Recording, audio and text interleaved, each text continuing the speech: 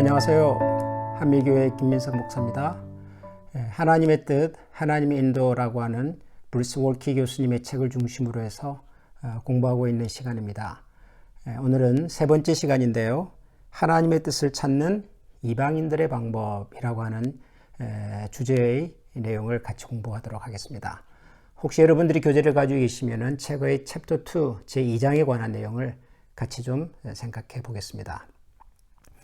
하나님의 뜻, 하나님의 인도라고 하는 이 제목에서 암시하고 있듯이 우리가 흔히 사용하는 표현이 하나님의 뜻이라고 하는 것입니다만은 이 표현이 가지고 있는 약간의 그레이 에리어가 있습니다. 지난 시간에 우리가 하나님의 뜻을 발견한다고 하는 말이 가지고 있는 그 의미 혹은 한계에 대해서 같이 좀 생각을 해보았죠. 이 하나님의 뜻이라고 하는 표현, 이것은 모든 사람이 일반적으로 가지고 있는 관심입니다. 하나님을 믿는 사람이든 하나님을 믿지 않는 사람이든. 편의상 이 성경 공부를 진행하면서 하나님을 믿지 않는 사람들을 이방인이라고 하는 표현으로 사용을 하겠습니다. 영어의 pagan이라고 하는 그런 단어인데요. 그러면 하나님을 믿지 않는 사람들도 하나님의 뜻에 대한 관심이 있었을까? 그런 주제죠. 어떻게 들으면은 내용이 좀 충돌하는 것 같죠? 하나님을 믿지 않는 사람이 하나님의 뜻에 관심이 있다. 그런 생각이 드니까요. 그런데 하나님을 믿지 않는 사람이라도 우리가 믿는 성경의 하나님은 아닐 수 있지만 소위 그 하늘의 뜻, 인간의 능력을 초월해 계시는 초월적인 존재의 의지와 뜻, 계획, 그런 데 대한 관심은 굉장히 많았죠. 그러면 하나님을 믿지 않는 이방인들도 과연 신의 존재를 믿었을까? 하늘의 뜻, 하늘의 계획이라고 하는 것을 믿었을까? 그런 것을 알고 있었을까 하는 것인데요. 여기에 대해서 성경은 그렇다라고 얘기를 합니다. 그렇다. 하나님을 믿지 않는 사람들도 하늘의 존재, 신적인 존재, 초월적인 존재를 알았고 혹은 짐작했고 그래서 그런 초월적인 존재의 뜻에 대한 관심이 있었다라고 성경은 이야기합니다. 예를 들면 신약 성경 로마서 1장에 보면 이런 내용이 등장을 합니다. 하나님께서는 하나님을 알 수 있는 것들을 사람들에게 보여주셨다. 하나님을 알 수 있는 것들, what may be known about God. 하나님에 대해서 알 수 있는 어떤 능력, 클루, 힌트를 하나님은 사람들에게 이미 심어두셨다. 이런 표현이 등장을 합니다. 뿐만 아니라 하나님께서 만드신 모든 만물 속에도 이미 분명히 보여 알게 되었다라고도 말합니다. 그러니까 사람에게도 하나님을 알 만한 것을 숨겨두셨지만 하나님 만드신 세상 만물 속에도 하나님을 알 만한 것을 숨겨두셨다. 이런 얘기죠. 그러니까 사람에게도 그리고 우리가 살아가는 세상 만물 속에도 하나님을 알 수 있는 하나님이라고 하는 표현 대신에 어떤 신적인 존재, 신적인 능력 이런 것들을 하나님은 숨겨두셨다는 겁니다. 그러니까 사람들이 충분히 짐작할 수 있는 근거가 있는 거죠. 그러면 실제로 그랬을까? 하나님을 믿지 않는 사람들도 하나님의 존재, 신적인 존재를 알았고 믿었을까? 예, 그랬습니다. 성경에 보면 이와 관련된 이야기들이 자주 등장을 합니다. 예를 들면 창세기에 나오는 아브라함의 얘기 속에 아브라함이 아내 사라와 함께 이집트로 피신을 가는 그런 내용이 나오죠.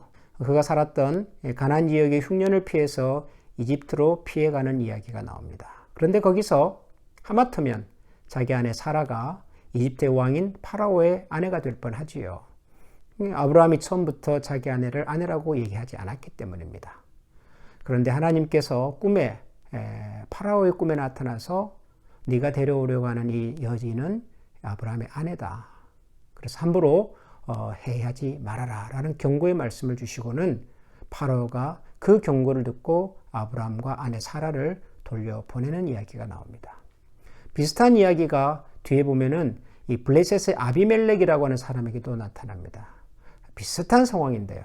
그때도 아브라함은 자기 아내를 아내라고 말하지 않았고 그것 때문에 하마터면 또 아브라함의 가정이 큰 위험을 만날 뻔했습니다. 그런데 바로 그 장면에서도 이 아비멜렉이라고 하는 블레셋의 왕의 꿈에 하나님이 나타나셔서 경고의 말씀을 주십니다. 재미있는 것은 이집트의 왕 파라오나 그리고 블레셋의 왕 아비멜렉 두 사람이 꿈에 나타난 하나님의 경고를 굉장히 심각하게 받아들였다는 겁니다. 다시 말하면 꿈을 통해서 나타난 신적인 존재의 등장, 경고를 심각하게 받아들였다는 거죠. 무슨 얘기입니까? 신의 존재, 초월적인 존재의 능력, 존재를 인정을 했다는 것이죠. 다니엘서에 보면은 다니엘이 만났던 그 바벨론 왕 느부갓네살 이야기가 나오는데요. 그 느부갓네살 왕이 참 다니엘을 좋아했으나 신하들의 모략에 의해서 다니엘을 사자굴에 던지게 되지요. 다행히 하나님께서 다니엘을 보호해 주셔서 다니엘이 사자굴에서 살아납니다. 그때 느부갓네살 왕이 다니엘에게 뭐라고 말하냐 그러면은 하늘의 왕을 찬양하며 칭송하며 경배한다. 다니엘이 믿는 다니엘의 하나님, 그분을 하늘의 왕이라고 말하면서 하늘의 왕을 찬양하며 칭송하며 경배했다. 다니엘서 4장에 보면 그런 표현이 나옵니다. 그러니까 당대 최고의 국가였던 바벨론, 이집트 혹은 블레셋의 지도자들이, 최고 통치자들이 신적인 존재를 인정을 했다고 성경은 기록을 하고 있습니다. 그러니까 그들이 우리가 믿는 하나님의 이름을 사용하진 않았고 우리가 믿는 하나님을 믿었다고 말할 수는 없어도 인간의 능력을 초월해 계시는 초월적인 존재, 신, 하늘의 뜻을 궁금해했고 그리고 인정했고 알았다는 증거죠. 그리고 그런 하늘의 뜻은 인간의 삶에 지대한 영향을 끼친다고 그들은 생각을 했습니다. 그래서 도대체 우리 인간의 삶에 영향력을 끼치는 이 하늘의 뜻을 우리는 어떻게 알 수 있을까에 대한 관심이 많았고, 그래서 그런 하늘의 뜻을 찾기 위한 방법들을 나름대로 발전해 나갔죠. 이것을 우리식으로 표현하면 하나님의 뜻을 찾는 방법을 그들 나름대로도 연구했고 발전시켜 왔다는 얘기입니다. 재밌는 것은 성경에 그런 이방인들이 하늘의 뜻을 찾는 방법에 대한 기록들이 많이 등장을 한다는 겁니다. 성경에 나오는 이방인들이 하나님의 뜻을 찾는 방법은 크게 세 가지였습니다. 첫 번째는 점을 치는 방법입니다. 점이라고 하는 말을 제가 한국 국어사전에서 찾아보니까요. 특수한 자연현상이나 인간현상을 관찰하여 미래의 일이나 운명을 예견하는 것, 이렇게 설명을 합니다. 제일 쉬운 게 우리 한국에 왜 점치러 가보면 점치시는 분들이 쌀 같은 걸 이렇게 테이블에다가 탁 던지지 않습니까?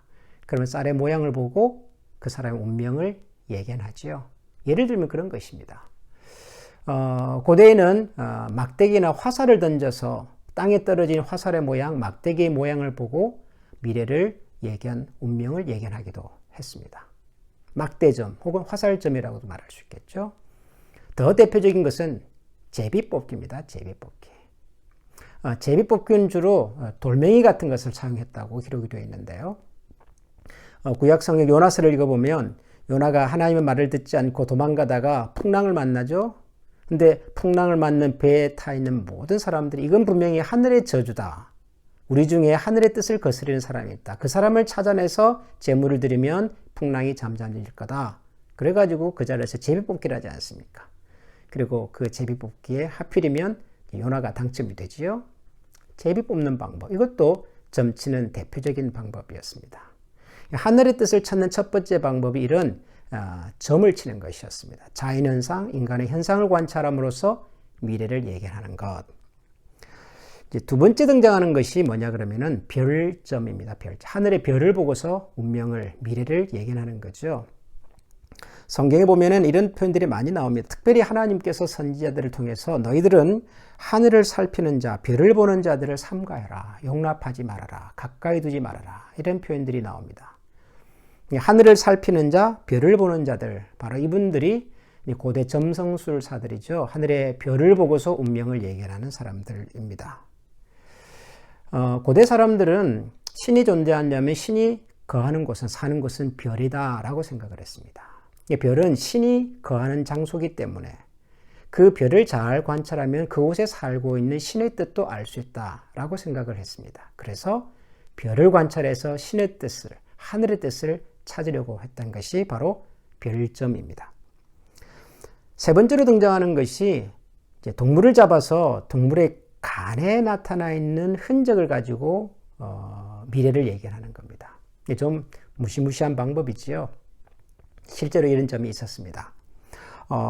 에스겔서 21장에 보니까 바벨론 왕이 아마 전쟁터로 가는 길이었던 것 같아요. 길을 가다가 두 갈래길을 만났습니다. 어느 쪽으로 가야 할지를 몰라서.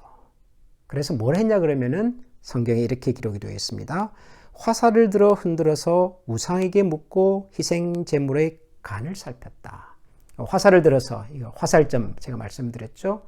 우상에게 묻고 자기들이 믿는 신에게 물었고요. 그리고 세 번째로 간점, 희생 제물의 간을 살폈다라는 표현이 등장을 합니다.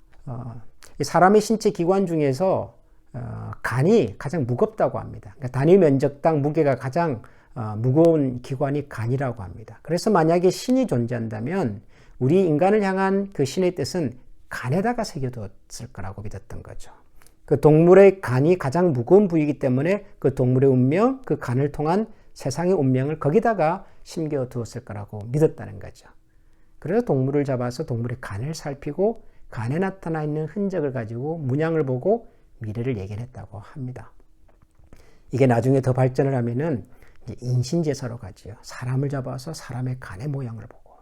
끔찍한 얘기지만 고대 사람들은 그렇게 운명을 예견을 했다고 합니다. 그 다음에 이제 마지막으로 등장하는 것이 재밌는 건데요. 물로 점을 치는 것입니다. 수점 이렇게 설명을 할 수가 있는데요. 창세기 44장에 보면 그 요셉이 자기를 팔았던 형들을 다시 만나는 장면이 나오잖아요. 잘 만났는데 돌아가는 길에 막내 자기 이제 친동생인 거죠. 베냐민의 자루에다가 이제 물잔을 하나 몰래 숨겨두고 그것 때문에 다시 형제들을 만나는 그런 에피소드가 등장을 합니다. 그런데 요셉의 종이 고향으로 돌아가고 있던 요셉의 형제들을 만나서 너희 속에 도둑이 있다. 우리 주인의 잔을 훔쳐간 사람이 있다라고 말을 하는 장면이 나오는데요. 그때 그 종이 뭐라고 말하냐 그러면은 내 주인이 점치는 데 사용하는 잔 그럽니다. 내 주인이 점치는 데 사용하는 잔. 그러니까 요셉의 잔이라고 하는 것의 용도가 뭐였냐 그러면은 점을 치는 용도였다는 겁니다. 요셉이 하나님을 믿었는데 이렇게 점치는 방법을 했을까? 뭐 이런 생각이 들기도 하지만 이집트라고 하는 나라의 문화가 일반적으로 이런 잔에다가 물을 담고 그 물의 모양을 보고 점치는 것이 일반화되어 있었던 사회였다는 겁니다. 꼭 요셉이 그것으로 점을 쳤다기보다도 그런 용도로 사용되는 잔이라는 뜻이죠. 이 수점입니다. 물을 가지고. 참 묘한 얘기인데요. 어떻게 그게 가능했을까요? 역시 고대 사람들은 그 사람이 자주 만지는 물건 속에는 그 사람의 영혼과 운명이 깃들어 있다라고 믿었다는 거죠. 그래서 그 사람이 평소에 사용하는 물건 속에 그 사람의 운명이 숨어 있는데 그래서 사용했던 방법이 그 잔에다가 물을 담아보고 물의 모양을 가지고 미래를 예견하는 점이었습니다. 아무튼 점입니다. 점. 자연현상, 우리 주변의 이런 현상들을 관찰해서 미래를 예견하는 방법. 두 번째 방법은요. 우상에게 묻는 것이죠. 이 우상은 민족적인 국가적인 우상도 있지만 대표적으로 가정 우상을 말합니다. 사람들이 집집마다 우상을 만들었다는 거예요. 성경에 보면 특별히 구약 성경에 하나님께서 너희는 너희를 위하여 새긴 우상을 만들지 말아라 이런 말씀이 나오는데 이것은 우상을 섬기는 큰 제단을 만들지 말라는 뜻도 있지만은 개개인이 집에다가 자기들이 섬기는 우상을 만들었다는 것에 대한 지적입니다. 예를 들어서 창세기에 보면은 그 야곱의 아내 라헬이 자기 아버지 집에서 이제 가족들과 함께 자기 남편과 더불어서 남편의 고향으로 떠날 때에 뭘 하나 훔쳐가지요. 드라빔이라고 하는 것 여러분 기억나십니까? 드라빔 이걸 몰래 훔쳐갑니다. 드라빔이 뭐냐 하면 그 당시 사람들이 집에서 모시던 가정 우상입니다. 성경에 참 재밌는 이야기, 별 이야기가 다 나옵니다. 이렇게 가정 우상, 자기들이 개인적으로 믿는 신에게 묻는 것, 이것이 신의 뜻을 찾는 하나의 방법이었습니다. 네, 그리고 이제 세 번째로 아주 심각하게 등장하는 방법이 이제 미신적인 방법이죠. 주술, 복술, 사술, 우리 성경에서는 그렇게 표현을 합니다. 쉽게 말하면 무당, 뭐 신접한 사람, 초혼, 박수 이런 사람들을 통해서 쉽게 말하면 신과 인간의 그 매개자, 중간, 미디에이터 이런 사람들을 통해서 신의 뜻을 찾는 방법이지요. 하나님이 참 싫어했던 방법입니다. 그럼에도 불구하고 있었습니다. 사무엘상인가요? 거기 보면은 사울이 신접한 여인을 찾아가는 얘기가 나옵니다. 신접한 여인, 무당이죠. 여자 무당. 누구를 만나려고요? 사무엘을 만나려고. 사무엘이 세상 떠난 사무엘을 만나고 싶어서 신접한 여인을 찾아가는 장면이 나옵니다. 그런데 그 신접한 여인이 실제로 사무엘을 불러내잖아요. 그 사무엘이 진짜 사무엘의 영혼이냐 아니냐 얘기에 대해서는 나중에 얘기하겠습니다. 아무튼 그런 사람이 있었습니다. 사회 곳곳에. 그래서 이런 주술, 복술, 사술 하나님은 그런 사람들을 다 죽여라, 쫓아내라 라고 말씀하셨던 그런 문화가 고대 사회에 버젓이 있었던 거죠. 자, 그래서 고대 사람들이 하나님을 믿지 않지만 하나님의 뜻을 찾는 방법으로 즐겨 사용했던 것이 첫 번째가 점을 치는 방법이고, 두 번째는 자기들이 개인적으로 믿는 우상에게 묻는 방법이고요. 세 번째는 이제 신접한 사람, 영매, 무당 이런 사람들을 통해서 간접적으로 묻는 방법이었습니다. 이게 이제 하나님을 믿지 않는 이방인들의 하늘의 뜻을 찾는 방법입니다. 재미있는 것은 지금도 있다는 거죠. 옛날에만 이런 방법을 사용했던 것이 아니라 지금도 현대인들도 똑같은 방법으로 하늘의 뜻, 자신의 운명을 보려고 합니다. 예를 들어 볼까요? 점이야 뭐 우리 한국 사람들에게 너무도 익숙한 방법이죠. 한국에 가면 곳곳에 점집이 있지 않습니까? 무당, 박수, 굿하는 사람들이 있지 않습니까? 사주관상, 조금 부드럽게 표현을 그렇게 하지요. 그러면은 좀 미신이 아닌 것 같은데, 아무튼 그런 것들이 우리 한국 사회, 동양 사회는 굉장히 뿌리 깊게 내려 있습니다. 심지어는 예수 믿는 사람들도 종종 이렇게 이런 사주관상을 보러 가기도 합니다. 별 의식이 없는 거죠. 이게 얼마나 심각한 문제인가 하는 것에 대한 별 생각이 없는 거죠. 간점, 동물의 간에 나타낸 흔적을 보고서 운명을 예견한다. 간점은 지금 별로 없는 것 같아요. 뭐 거의 없다고 봐야 되겠죠. 그런데 비슷한 것이 있죠. 이게 한국의 손금, 손에 나 있는 이게 선을 보고서 그 사람의 운명을 예측하고, 관상, 뭐 족상 이런 표현 쓰지 않습니까? 얼굴의 모양, 생김새. 우리는 뭐 어려서부터 이런 말을 많이 듣고 자라서 별 뭐 이상하지 않지만 서양 사람들은 이걸 이해를 못합니다. 어떻게 손에 나 있는 이 선의 모양을 가지고 그 사람의 운명을 얘기하냔 말이냐. 그럼 어린 아이들이 태어났을 때 그 손의 모양을 인위적으로 조작하면 그 사람의 운명도 조작이 되는 거냐. 뭐 그런 얘기를 하기도 합니다. 아무튼 비슷한 얘기입니다. 손금, 관상, 족상, 흔적을 가지고 운명을 예견하는 거죠. 별점, 별을 보고 점치는 거, 이건 뭐 너무 많죠? 한국의 신문이나 이런 거 읽어보면은 오늘의 운세, 그래서 별자리 나오지 않습니까? 뭐 양, 뭐 소, 뭐 뱀, 물병자리. 가끔 서양 사람들이, 한국 사람들이 혈액형에 너무 이렇게 집착하는 걸 보고 약간 좀 이렇게 비난조로 할 때, 말할 때 이렇게 씁니다. 한국 사람들은 세상에 4종류의 사람이 있다고 생각하는 것 같더라. 그러니까 A, B, AB, 뭐 O형, 이 4가지 혈액형을 가지고 사람을 많이 얘기를 하니까요. 서양 사람들은 그런 게 없습니까? 있어요. 근데 그들은 12가지죠. 별자리, 태어난 그 달에 따라서 뭐 양, 물병, 소, 그걸 가지고 그 사람의 운명을 얘기하는 문화가 서양 문화 속에 깊이 내려 있습니다. 아무튼 별로 점치는 거 지금도 하고 있어요, 사람들이. 술점, 물의 흔적, 물이 흐르는 모양, 잔에다가 물을 담아가지고, 물자는 모르겠으나 그 사람이 만진 물건 속에 그 사람의 운명이 깃들어 있다라고 보는 이런 행위는 있습니다. 타로 카드 같은 게 대표적이죠. 그냥 무작위로 여러 종류의 그림이 이미 다 그려져 있는데 그 사람이 선택한 카드가 그 사람의 운명이라는 거죠. 왜? 그 사람이 만졌으니까요.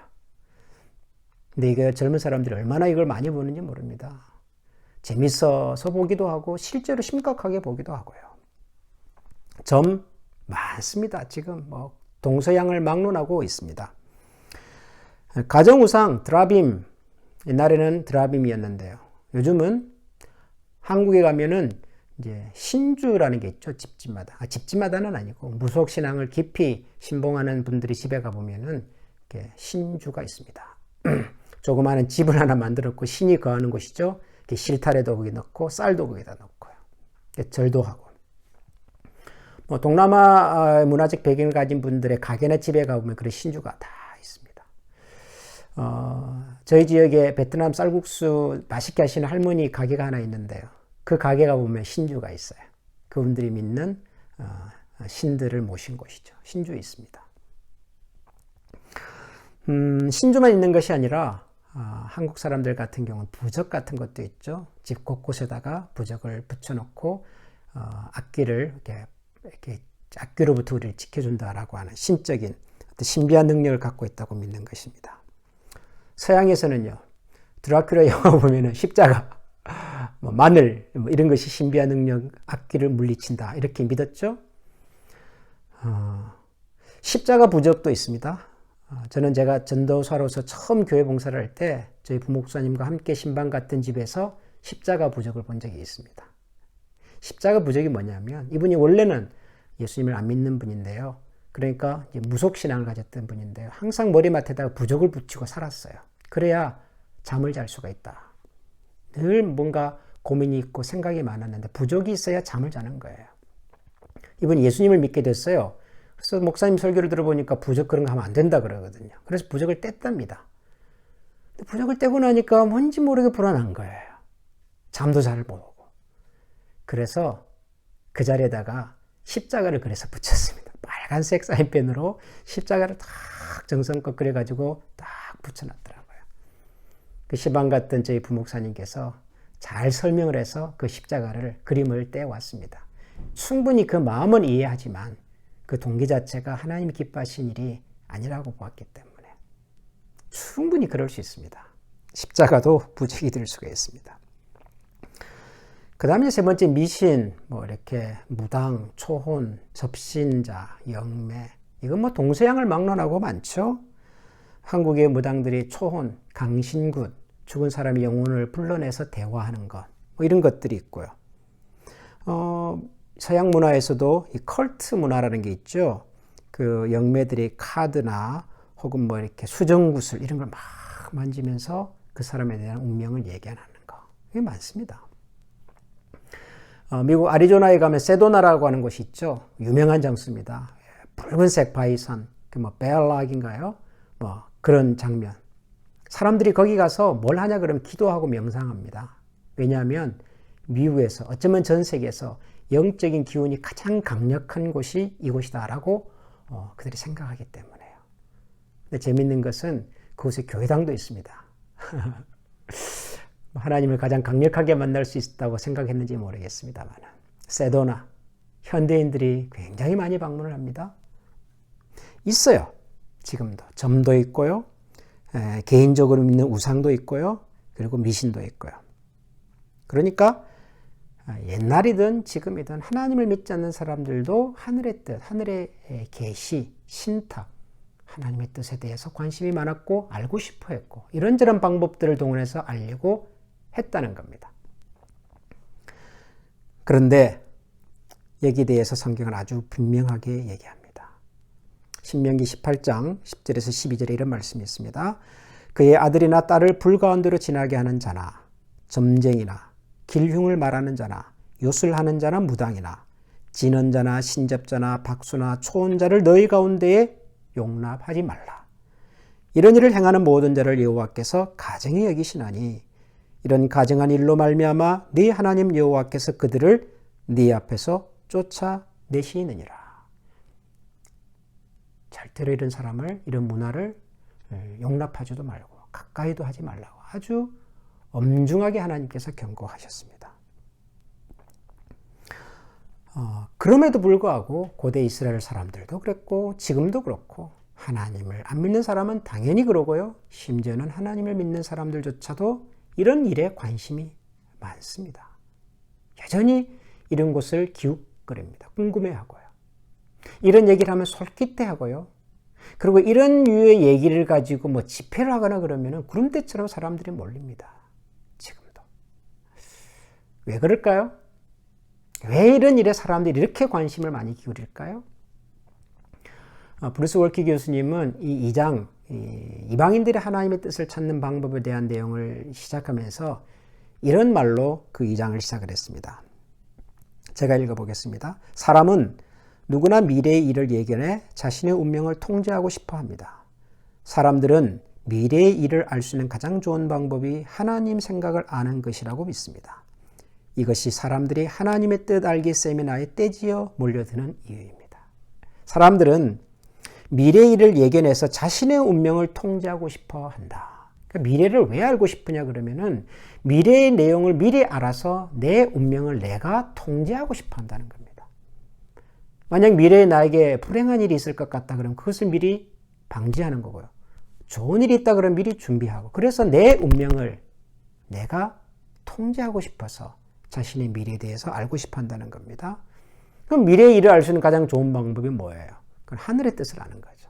하늘이, 신이, 하나님이 세상의 모든 것의 운명을 만들어 가시는 분이시니까. 그래서 하나님의 뜻을 알기라는 제목의 세미나를 열어보면 여기 그리스도인들이 그렇게 많이 온다는 거예요. 왜요? 똑같은 동기를 가지고 있으니까. 하나님의 뜻을 잘 알아서 내 미래를 잘 알면 내 인생을, 내 미래를, 내 운명을 내가 결정할 수 있다고 생각하니까. 그럴까요? 여러분, 우리가 우리 미래를 알면 우리가 우리 인생을 결정할 수 있을까요? 우리 인생에서 힘들고 불행했던 일들이 우리가 뭘 몰라서 생기는 일도 분명히 있지만, 여러분, 알면서도 우리가 선택해서 가는 우리 아픔과 불행이 얼마나 많은지 모릅니다. 또 설령 내 미래가 좀 힘들고 고통스러울 것 같아서 그것을 막는 그것이 나에게 진정한 행복과 보람과 그리고 기쁨을, 정말 좋은 결과를 만들어준다? 누가 말할 수 있을까요? 그럼 세상에 사는 사람들이 겪는 모든 고통은 다 불행인 거고 잘못된 것이고, 여러분 그렇다고 말해야 하지 않습니까? 그러나 우리 인생에 참 귀한 열매, 우리 인생을 더 단단하게 만들어주는 경험들은 사실은 기쁘고 즐거운 경험보다는 힘들고 아팠던 경험 속에서 정말 피어날 때가 많습니다. 제가 요즘 이렇게 집 근처에 있는 공원에 산책을 해보면은 아주 재밌는 나무들을 봅니다. 어떤 나무냐 그러면은 바위 위에서 자라나는 나무들입니다. 뿌리가 바위를 감싸고 있고요. 바위 틈새를 뚫고서 나무가 곱게 자라 있습니다. 어떻게 하다 보니까 흙에 뿌리를 내리지 못하고 바위 주변에서 자라게 되었던 것 같아요. 지난 이틀 동안 바람이 굉장히 많이 불었거든요. 저희 동네에. 다시 산책을 가보니까 많은 나무들이 쓰러졌어요. 바위에 있는 나무는 어떻게 됐을까요? 든든합니다. 건재하더라고요. 우리 인생을 안다고 우리 인생을 내가 다 결정할 수도 없고요. 우리 인생의 어두운 경험이 우리를 불행하게 만드는 것도 아닙니다. 그래서 우리 인생의 미래를 알아야지 내 인생을 행복하게 만든다는 생각 자체를 우리가 좀 수정할 필요가 있습니다. 그것보다는 성경이 우리에게 말하는 것처럼 하나님은 자기 이름을 위하여 우리를 의의 길로 인도하시는 분이니 오늘도 하나님께서 당신의 이름과 영광을 위하여 우리를 하나님의 의의 길로 인도해 주시도록 기대하고 또 기도하면서 그 하나님의 은혜와 말씀 속에 숨겨져 있는 하나님의 마음을 헤아려 가려고 노력하는 것, 어쩌면 이것이 더 중요한 우리 삶의 자세가 아닐까, 그런 생각이 듭니다. 자, 제가 지난주부터 매 강의가 끝나고 난 다음에 묵상과 적용 질문을 여러분들에게 말씀드리고 있죠. 지난 시간에는 하나님의 주권과 우리가 가진 선택의 자유는 어떻게 조화가 될 수 있을까요? 제가 이런 것을 가지고 한번 고민해 보시라고 말씀을 드렸습니다. 좀 생각해 보셨습니까? 하나님의 주권, 우리가 가진 선택의 자유, 이 두 가지가 어떻게 조화를 이룰 수 있을까? 제가 답을 드리진 않습니다. 저도 잘 몰라요. 그러나 어쩌면 이 성경 공부 과정이 끝나고 나면 저와 여러분에게 뭔가 힌트가 찾아올지도 모르겠습니다. 오늘은 제가 이런 질문 드려보겠습니다. 역시 그 책 2장의 마지막에 보면 나오는 여러 질문 중에 하나입니다. 오늘의 운세, 별자리, 타로, 사주, 관상, 날받기, 이사하는, 결혼하는, 날 받는 거 있잖아요. 한국 사람들. 해본 적이 있습니까? 여러분 해보셨어요? 이사하기 전에, 결혼하기 전에 날을 받고 사주 관상을 보시고 별자리 혹은 오늘의 운세 이런 거 보시고 타로 해보셨어요? 여러분 생각 어떻습니까? 그냥 문화입니까? 아니면 혹시라도 우리의 마음과 우리의 영혼이, 인생이 이런 일에 좀 매여 있는 것 같습니까? 내 삶에 어떤 의사결정에 영향을 주는 것 같습니까? 한번 생각해 보십시오. 기도하겠습니다. 하나님, 누구나 할 것 없이 자신의 운명을 자기가 결정하기를 원합니다. 그런데 성경은 우리의 운명을 우리가 결정하는 것보다도 하나님께서 하시고 하나님의 인도하심을 따라 사는 인생이 더 행복한, 더 보람된 인생임을 가르쳐 주셨습니다. 하나님께서는 당신의 이름을 위하여 우리를 의의 길로 인도하시는 하나님이라고 분명히 말씀해 주셨습니다. 설령 우리가 우리의 미래를 몰라도, 우리의 운명을 몰라도 우리를 아시는 하나님을 알고 그 하나님과의 인격적인 교제와 만남 속에서 우리 자신과 우리를 향한 하나님의 마음을, 선하신 뜻을 함께 찾고 그리고 그 뜻에 순종해가는 저희 모두가 되게 하여 주옵소서. 예수님 이름으로 기도합니다. 아멘.